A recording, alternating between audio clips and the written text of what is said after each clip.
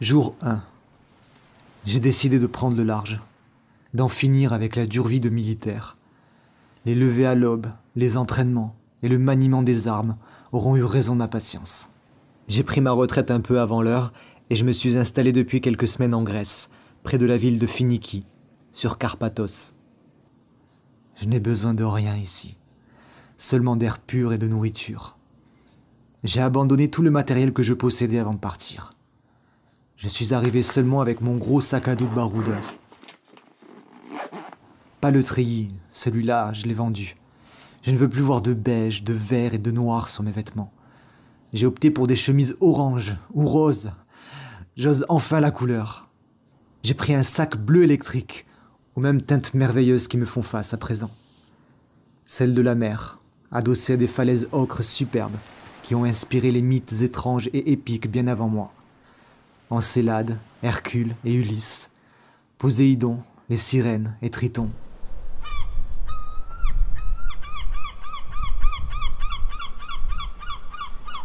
La maison que je loue est toute petite, sans grande commodité, mais elle regorge d'un charme incroyable. Elle s'étend sur 3 niveaux. Il y a 2 marches pour accéder au séjour, 3 pour aller à la chambre, et une seule autre pour la salle de bain. C'est tout ce que j'aime. En ouvrant la porte d'entrée, le souffle puissant de la Grande Bleue me frappe le visage sans avertir. Mon esprit s'échappe alors à l'horizon, comme un oiseau librement fou qui vole pour la première fois depuis longtemps. J'ai le thorax qui se déploie rien que de le dire.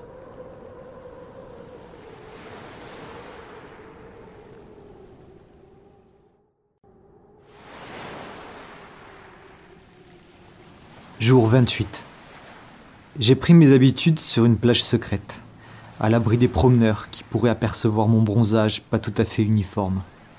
Un petit coin de sable que j'ai découvert en faisant ma randonnée.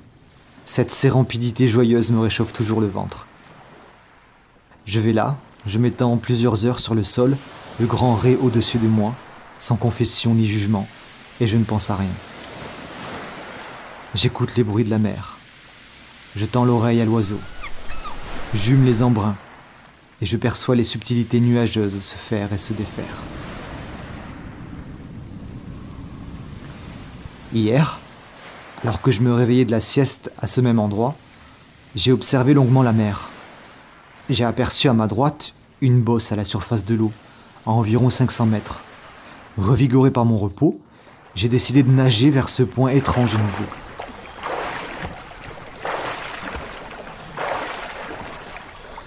Plus je m'approchais, plus je souriais. Je savais que j'avais trouvé quelque chose et que je pourrais m'en féliciter. Mes pieds ont commencé à toucher le fond, raclant au passage quelques télines, et j'ai pu marcher pour rejoindre cette petite île. J'en ai fait tout le tour. Ça m'a pris 1 minute. Elle est à l'image parfaite de l'île déserte imaginée et dessinée par un enfant. Ni trop grande, ni trop petite, avec des arbustes au milieu et des coquillages sur les bords. J'ai eu presque envie de creuser pour chercher un trésor, persuadé d'avoir décelé la cachette d'un corsaire en fuite.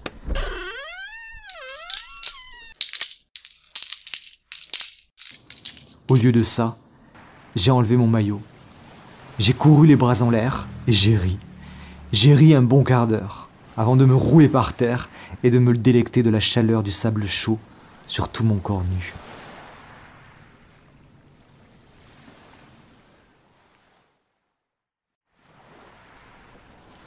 Jour 37. Je vais sur l'île tous les jours depuis 1 semaine. J'ai l'impression de passer à chaque fois d'un monde à l'autre. Lorsque je quitte le rivage à la nage, je me sens mourir lentement, comme si je faisais perdurer un endormissement agréable. J'abandonne la côte sans me retourner. Je laisse le passé, je laisse la terre, et je lâche prise sur tout ce qui me retient. Puis, c'est la résurrection et la transcendance au moment de retrouver l'île. Je pose le pied sur un paradis terrestre hors du temps, un endroit divin et exquis qui m'accueille naturellement et sans retenue.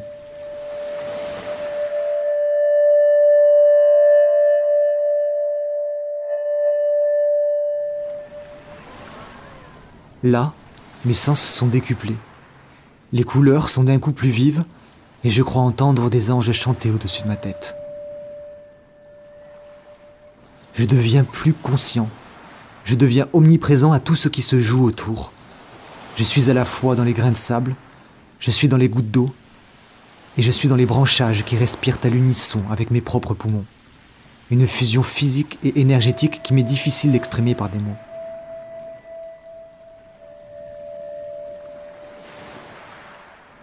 Je voulais garder cette découverte pour moi, mais je suis bien trop excité et content. J'en ai parlé à Azariel, mon voisin le plus proche sur la rive. Un vieux monsieur qui pêche son poisson tous les matins à l'aube. Il m'a dit que ce genre de découverte était de plus en plus rare, que je devais en profiter tant que ça dure. Je n'ai pas tout compris. Je pense qu'il est un peu jaloux de ne plus avoir la forme physique pour nager avec moi jusqu'à là-bas.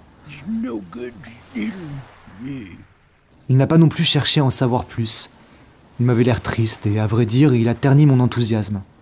Je n'en parlerai plus à personne. C'est mon île à moi.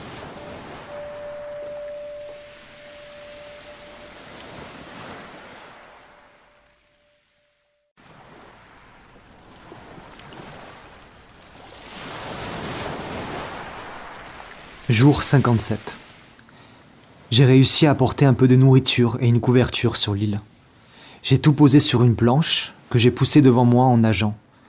Et il y avait des fruits et du poisson pour deux. J'ai tout mangé en pensant aux personnes que j'avais laissées en France et avec qui j'aurais pu partager ce dîner.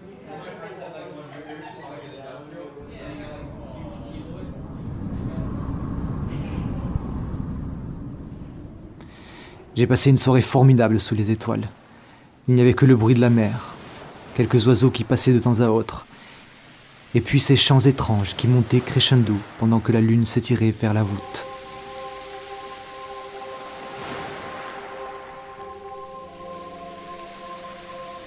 Je sais qu'ils ne sont que dans ma tête, mais ça me plaît de croire que je suis entouré. Peut-être que les sirènes existent. Sur mon île, elles sont réelles en tout cas. J'ai aperçu la queue de l'une d'elles avant de m'endormir.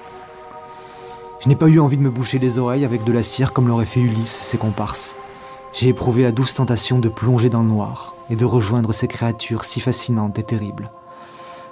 Devenir un homme poisson, moi aussi, et adopter définitivement un autre mode de vie, bercé par la poésie aquatique d'une communauté mystérieuse.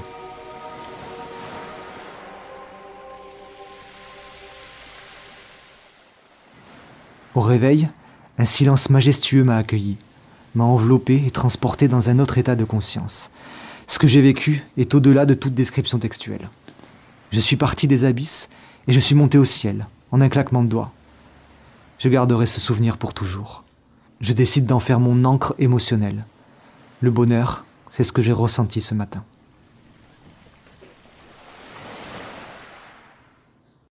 Jour 69. Je commence à me lasser un peu. Mon quotidien est délicieux mais prévisible et calme. Mon île me semble de plus en plus petite. J'en fais le tour rapidement. Sans doute parce que je marche plus vite, ne savourant plus chaque seconde comme je le faisais au début. Je crois que j'ai besoin de compagnie. Demain, je pars faire un voyage. Je vais d'abord à Istanbul. La foule me fera du bien. Et puis j'irai en Bulgarie. Je ne sais pas pour combien de temps, je verrai bien. Cet après-midi, avant de quitter mon île, j'ai écrit sur le sable N-I-S-I avec un accent, prononcé Nissi. Ça veut dire île en grec. Je l'ai nommé ainsi. C'est affreusement simple, pas original, mais la pure simplicité de la nature ne s'incommode pas de la complexité de l'esprit humain.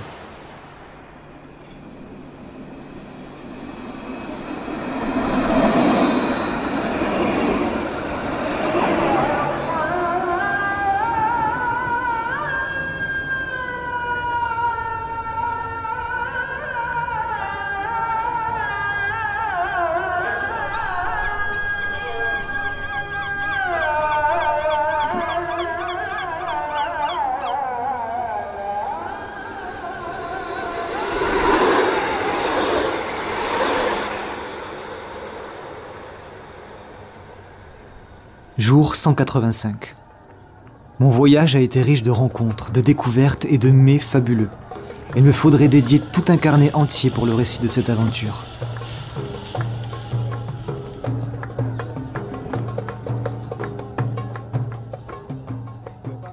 Je suis donc de retour dans ma maison bleue et blanche. J'étais autant excité de partir que de revenir. Je vais retrouver Nissi. J'appréhende ce moment. J'ai souvent pensé à elle ces 3 derniers mois. Toujours avec une boule au ventre. Je l'ai quittée trop longtemps. J'espère qu'elle m'aura attendu. Que personne d'autre n'aura pris possession des lieux. J'ai un peu honte. Je me sens comme l'enfant prodigue qui revient demander l'hospitalité. Jour 186. Je ne comprends pas. Soit ma vision a changé et je perçois tout différemment depuis mon voyage, ou alors mon île a rétréci. J'ai calculé le nombre de pas qui séparaient les buissons du bord de la mer et il me semble avec certitude que je parcourais cette distance plus longuement il y a quelques mois. Je n'ai pas passé une bonne journée par conséquence. Je n'ai fait que réfléchir aux raisons de cette réduction spatiale. J'ai espéré que le rythme des saisons et des tempêtes y soit pour quelque chose. Je me suis assis et j'ai regardé les vagues s'échouer près de moi.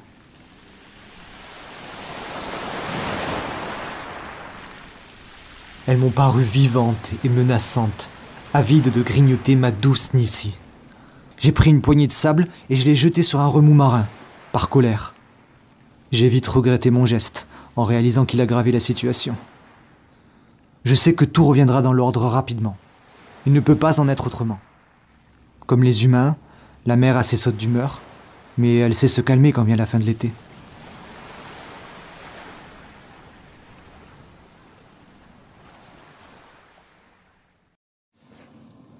Jour 236. Je me suis fourvoyé comme un inconscient. Et j'ai oublié la réalité du monde. Nissi va me quitter. Son destin est scellé à une humanité en perdition. Une humanité qui bafoue les règles de la nature. Qui bloque les rivières avec des barrages. Qui construit de plus en plus sur les littoraux. Qui pompe le sable de la mer pour construire davantage. Dans un délire de croissance et de capitalisme effréné qui me répugne au plus haut point.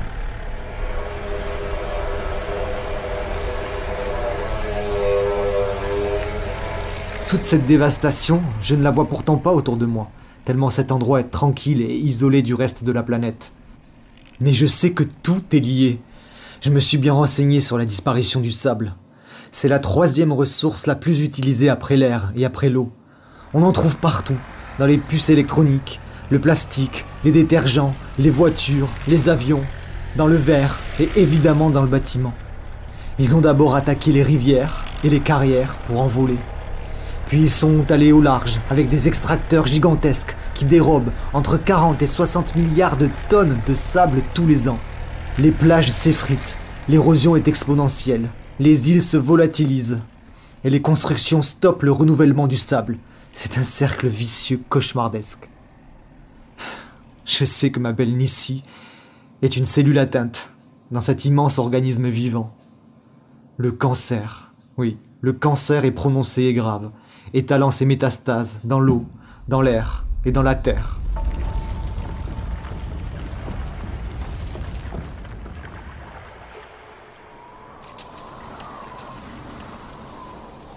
Et le remède est inexistant face à la folie de l'homme. J'ai l'impression d'être un gamin qui découvre la vie, qui subit le mensonge, le viol, et dont le trauma marque toute sa vie. Je suis arraché à mon innocence, projeté dans un territoire d'adultes ultra-violents et ultra-destructeurs. C'est justement tout ce que j'ai fui. Je ne peux pas croire que ça me rattrape en plein milieu de la mer. J'ai envie de hurler à la mort.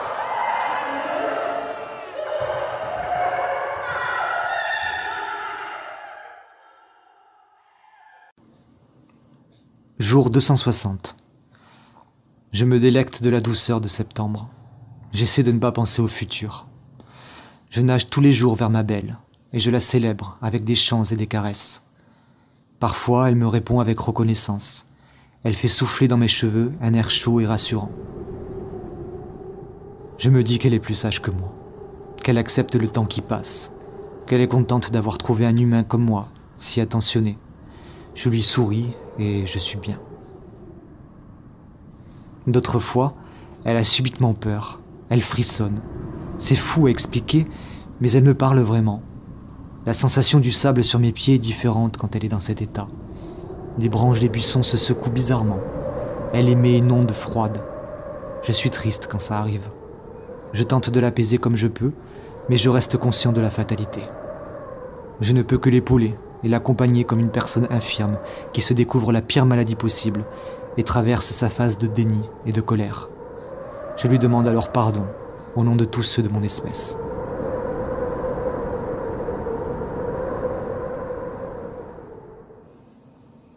Jour 275. Je crois que quelqu'un d'autre a découvert Nissi. En y allant ce matin, j'ai trouvé sur la plage des Croissantes un bâton planté droit dans le sol. J'ai eu très peur. Je me suis senti menacé, observé.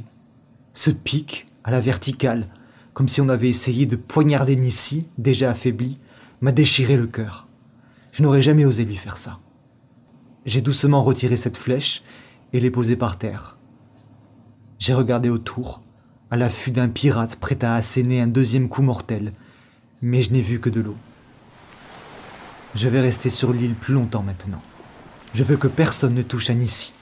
Je la protégerai jusqu'à son dernier grain de sable.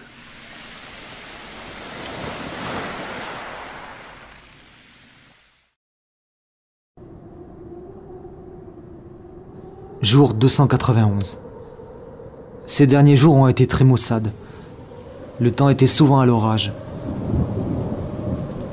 Le vent ne laissait aucun répit pour s'aventurer à la nage. J'ai pensé me procurer une barque, mais il n'y a plus aucune attache sur la plage secrète qui me sert de point de départ. Et le bateau de fortune disparaîtrait bien vite, emporté par un quelconque passant qui croirait une épave. Aujourd'hui encore, ils ont prévu une tempête. Je me fais beaucoup de soucis pour Nissi. Je n'ai aucune idée de comment je vais la retrouver, si je la retrouve. Je ne mange plus beaucoup, j'ai perdu mon envie d'aventure, et mes nuits sont raccourcies par cette angoisse et par la culpabilité de ne pas être à ses côtés pendant cette période difficile.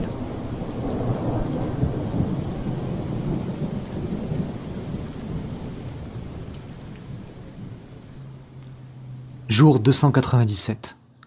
Je ne l'ai pas reconnu quand je suis arrivé. Il y avait des algues partout. La mer avait horriblement avancé et les arbustes n'étaient plus là, sans doute arrachés et emportés par la colère du dieu Éole. Ma gorge était nouée par l'émotion. Je me suis allongé, face contre terre, et j'ai posé mon oreille contre Nissi pour l'écouter respirer. Elle était toujours là, haletante, faible, mais tenant toujours le coup. J'ai consacré toute la journée à la débarrasser de tous les détritus, des algues visqueuses et des branches mortes. Sans les buissons, elle a retrouvé un peu de grandeur relative. Elle est toute nue à présent, et prête à embrasser l'éternité. À la fin de mon labeur, je me suis couché, et je me suis endormi, affamé et assoiffé.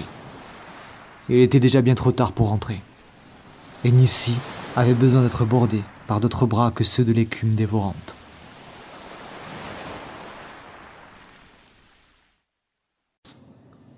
Jour 334.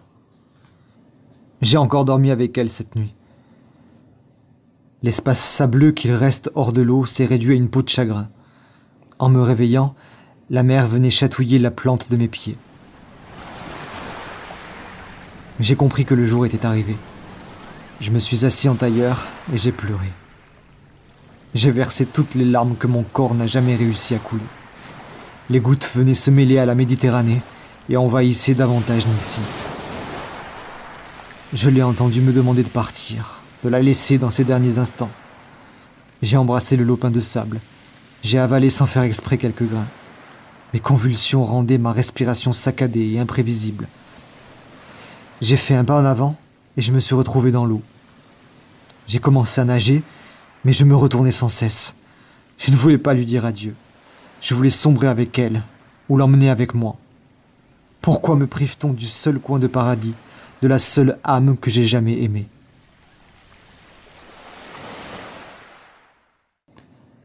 Jour 365. Il faut que j'y retourne, pour voir, pour me pencher sur la sépulture maritime de ma bien-aimée. C'est nécessaire à mon deuil. Ça fait 1 mois que je n'ai plus de vie, que je rôde autour de la maison sans parler à personne. Même Azariel semble joyeux à côté de moi. Je sais ce que je vais trouver. Un banc de sable. J'aurai peut-être pied à hauteur de la taille. Je pourrai alors plonger une toute dernière fois et enfouir mes mains dans le fond pour attraper ce qu'il reste de Nissi. Et l'embrasser, encore. Je pourrais ouvrir les yeux sous l'eau et contempler son cadavre submergé, la regarder dans son sommeil éternel. Défunte, mais pas tout à fait. Je lui dois cette dernière visite, avant de passer à autre chose, avant d'accepter la mort. Peut-être. Il fait un peu froid, et la mer n'est pas toute calme, mais tant pis. J'irai ce soir la retrouver.